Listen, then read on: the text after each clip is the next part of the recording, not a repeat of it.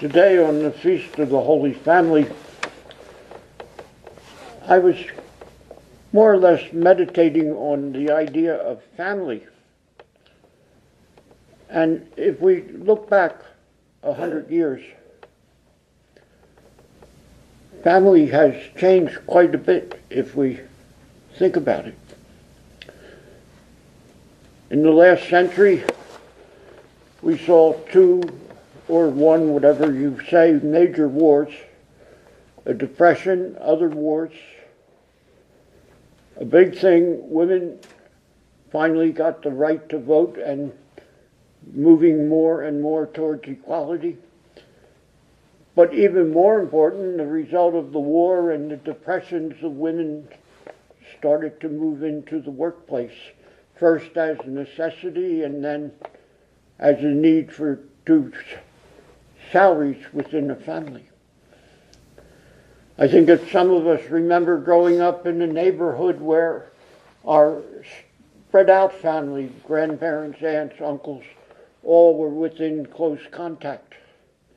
Yet after the war, when the soldiers received benefits of education and housing, suddenly families spread out over the whole country.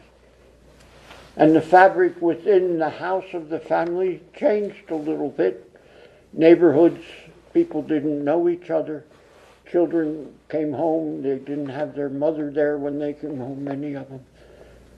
And the whole fabric changed.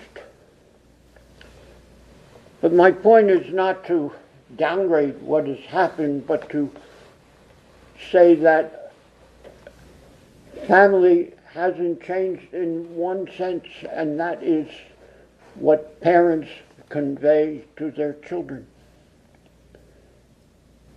I don't have any.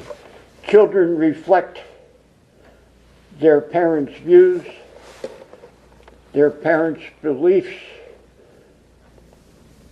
practically everything that the parents are.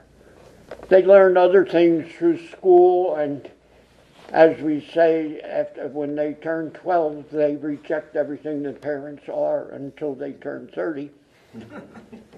But family is important, which brings me back to the Holy Family. Now, the reading today is actually from the Feast of the Purification. But Jesus was in a family of Joseph and Mary. Those two, think of God selecting them very carefully.